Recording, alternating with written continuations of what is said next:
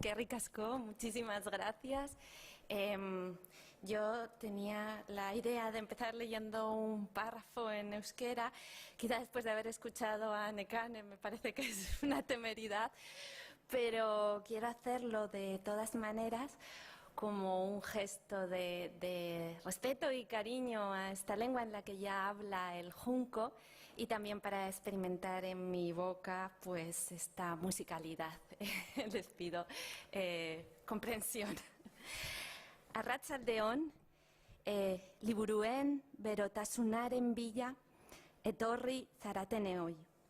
Ilusio berezia egiten dit infinitu hau nire oroimenaren eta irudimenaren paisaia marraztu duten idazle askoren hi batean aurkezteak, irakurri eta miresten ditudan idazle horien lurraldean. Eskerrik asko Pamiela argitalexari, amets hau egia bihurtzeagatik, eta Fernando Reiri saiakera honi bere hizkuntzaren etxea oparitzeagatik. Barkamena eskatu nahi dut euskara etzit egiteagatik. Hain zahar, hain misteriotsu eta hain bitxia den hizkuntza.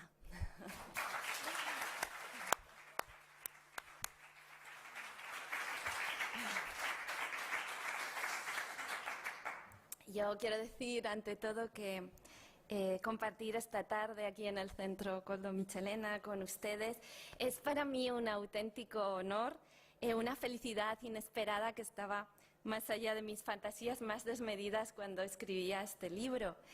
Y me emociona especialmente que este ensayo haya volado hasta posarse en una rama del árbol del euskera, una lengua tan misteriosa y tan fascinante. Por eso me gustaría empezar con unas palabras de gratitud a todo el equipo de la editorial Pamiela que ha hecho posible este sueño y, por supuesto, a mi traductor, Fernando Rey. Este es un libro que nació humilde y pequeño, escrito a la intemperie y en un momento especialmente difícil de mi vida. También Fernando lo ha traducido en un momento especialmente difícil en la pandemia y en el confinamiento. Y creo que de esa manera nuestras voces han confluido y se han trenzado. Él es mucho más que simplemente el intérprete de mi voz, como ha dicho. Él es un escritor por derecho propio que ha dado su voz, su talento y sus palabras a este libro y por eso estoy inmensamente agradecida. A mí la escritura me cobijó durante los años que dediqué al libro y este ensayo fue, yo diría, mi patio de recreo. Eran los momentos más felices del día, los que yo podía arañar para escribir, para leer, para investigar. Y cuando se publicó, estas páginas empezaron a caminar de puntillas, sigilosas, y para mi gran sorpresa e incredulidad, el libro creció más allá de cualquier pronóstico razonable para un ensayo sobre un tema que me decían que no interesaba a nadie. Y ha sucedido gracias a los muchos lectores que lo habéis acogido entre las manos generosas. Y yo jamás imaginé que este ensayo tan peculiar podría tener una acogida tan hospitalaria, una calidez que ha desbordado mis expectativas. En realidad no éramos tan pocos como nos decían, ¿no? Quizá precisamente la acogida tenga que ver con la reivindicación de algo que parecía condenado a extinguirse y que reclama más que nunca su vigencia. Y no me refiero solo al libro como objeto, sino a una forma de vivir, a un placer compartido, a una relación con el saber, con el conocimiento y con la imaginación a través de la palabra escrita.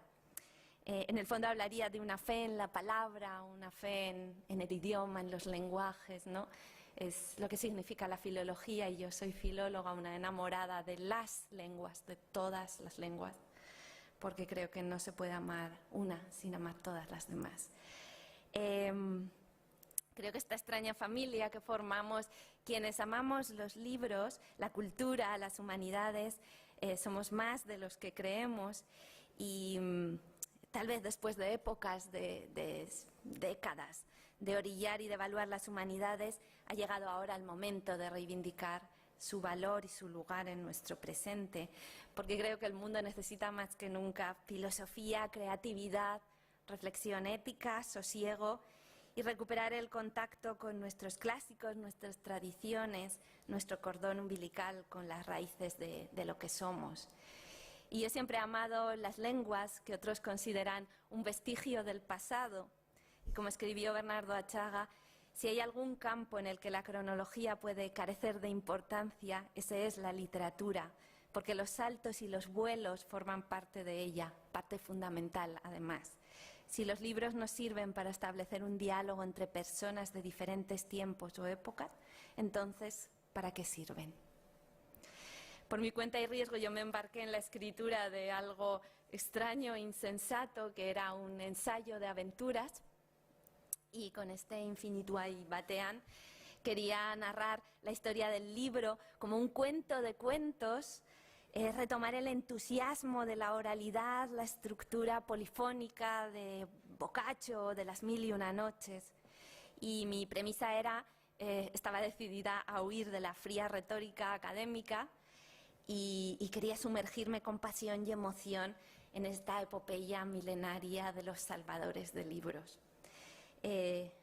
Nació el libro con el sueño de narrar la historia de la invención de los libros en el mundo antiguo, pero además está tejido con otros libros, con historias variadas que se trenzan para componer un tapiz de vidas y de peripecias. Es un libro para esos lectores apasionados que todavía hoy, contra viento y marea, es decir, resistiéndose a las plataformas digitales, al móvil, a la televisión, a la prisa, al ruido y a la furia, aún encuentran algo de tiempo para estos cofres de palabras.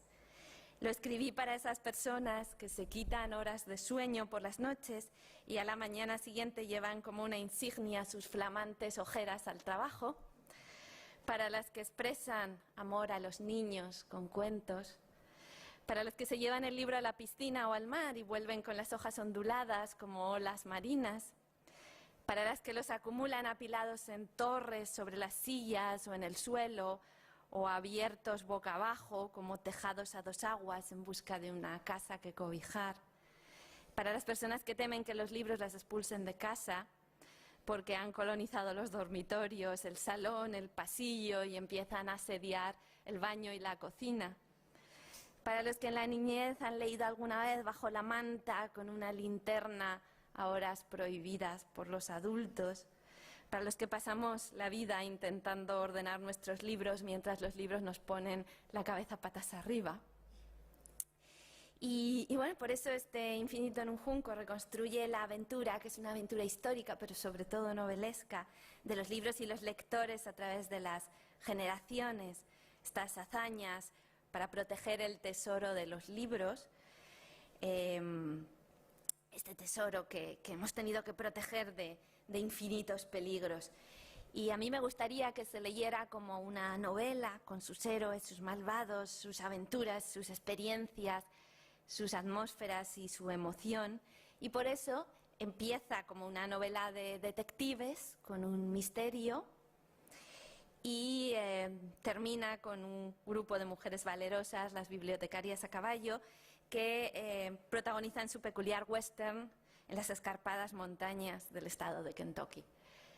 Este es un libro libre que se pasea por los siglos, en un tránsito permanente entre el pasado y el futuro, y conecta sin aspavientos a Alejandro Magno con Unamuno y con Iron Maiden, a Tarantino con Aristóteles, a Margaret Atwood con Aspasia, y de esa misma forma pues series, libros, ciudades, en una especie de desorden ordenado.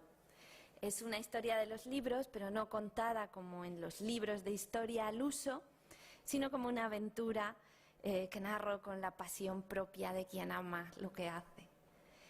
A mí es que siempre me han interesado los principios, las primeras veces, el cómo empezó todo, el érase una vez de nuestras historias. Y por eso he viajado a la antigüedad en busca de los primeros pasos. He el alfabeto, el tránsito de las historias orales a la escritura, los libros más antiguos de los que hay noticia, las primeras bibliotecas, las primeras librerías, cuando aparecen los lectores más tempranos y más tarde y con mayores obstáculos también las primeras lectoras. Un viaje al comienzo de todo lo que somos también esta tarde aquí reunidos para hablar de libros. Y bueno, mi empeño con respecto a los clásicos es bajarlos del pedestal, arrancarlos del mármol y entablar conversación con ellos, un diálogo que desvele sus luces, pero también sus oscuridades, que busca debajo de la piedra la piel. Creo que no debemos idealizarlos, porque en el mundo antiguo hubo misoginia, hubo esclavitud, hubo imperialismo, hubo barbarie, culto a la guerra, desprecio a las mujeres y una enorme desprotección para quienes sufrían fragilidades o discapacidad física. Pero al mismo tiempo tuvieron algunas buenas ideas, que son las raíces de lo mejor de nuestro mundo: la democracia, el teatro, el imperio de la ley, la igualdad de derechos, el valor de la ciencia, la ciudadanía cosmopolita, los cimientos de muchas de nuestras lenguas, la filosofía, y abordaron nuestros dilemas morales. Los discursos de emancipación, incluso si los aplicaron de una manera imperfecta, también tuvieron allí sus primeras manifestaciones. ¿Y por qué escribir ahora este libro? Pues en buena medida como un acto de esperanza y de resistencia. Ante las predicciones de la próxima extinción del libro, yo digo, un respeto. No hay tantos artefactos milenarios entre nosotros y los que han quedado demuestran que son supervivientes muy duros de roer. Por ejemplo, la silla, la cuchara, el vaso, aquí mismo, las tijeras, el martillo, el libro. Algo hay en su diseño y en su depurada sencillez que ya no admite mejoras radicales. Rozan la perfección, como decía Umberto Eco. El libro tal y como lo conocemos hoy es tan difícil de mejorar como la rueda. Por supuesto, la tecnología es deslumbrante, pero todos añoramos cosas que hemos perdido, fotos, archivos, trabajos, recuerdos, por la velocidad con la que envejecen y quedan obsoletos los productos tecnológicos, por la obsolescencia programada. ¿Qué ha sido de nuestras cintas VHS, donde estaban grabados fragmentos de nuestras vidas o de nuestra familia, las comuniones, los bautizos, las bodas? De aquellas cintas casetes que rebobinábamos con el bolígrafo cuando se salía la cinta y los bolígrafos encajaban en el agujero como si hubieran sido diseñados en pareja. Es enormemente paradójico, si nos paramos a pensarlo, que aún podemos leer un manuscrito copiado hace más de 10 siglos, pero ya no podemos acceder a formatos de archivo de hace apenas algunos años. Y he escrito este libro porque creo con profunda convicción que las bibliotecas y las librerías forman parte de lo mejor de nuestras vidas. Si la literatura desarrolla nuestro músculo para la empatía, entonces las bibliotecas públicas, también las librerías, los centros culturales, pueden ser considerados como armas de construcción masiva, instrumentos poderosos al servicio del desarrollo de las sociedades. Y cuando los niños de hoy se reúnen en una biblioteca para que les lean o les cuenten, habéis visto ese semicírculo de caras iluminadas, encendidas con intensidad, y los clubs de lectura que no dejan de multiplicarse, de crecer y de retoñar, que constituyen comunidades de reflexión, de solidaridad y de encuentro. Y es que solos o en compañía de otros, en el silencio de nuestra soledad interior o en la comunidad fugaz de una historia compartida, seguimos buscando el calor de los libros. Leer es soñar de la mano de otro, dijo Pessoa, así que ningún libro es un sueño solitario.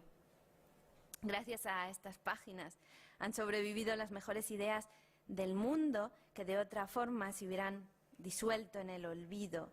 Y por eso este ensayo es la crónica de ese amor silencioso que ha salvado los libros de la destrucción a través de los siglos.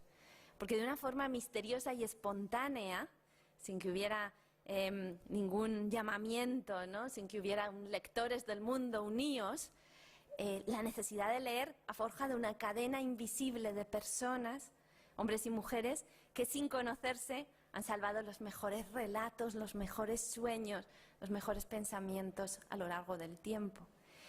Y por eso El infinito en un junco es el relato de una fabulosa aventura colectiva protagonizada por personas que, como los protagonistas de Fahrenheit 451, están unidas por el deseo de salvaguardar los libros, bibliotecarias, traductores, libreras, vendedores, ambulantes, maestras, sabios, espías, editores, rebeldes, viajeros, monjas, esclavos, aventureras, impresores. Lectores que en sus clubs, en sus casas, en las cumbres de las montañas o junto al mar que ruge, en las capitales donde se concentra la energía o en los enclaves apartados donde el saber se refugia en tiempos de caos. Esa gente común cuyos nombres en muchos casos no registra la historia, los olvidados, las anónimas. Y frente a los profetas de la extinción de los libros, nosotros sabemos que ese antiguo amor anónimo la seguirá salvando. Muchas gracias. Es que ricas.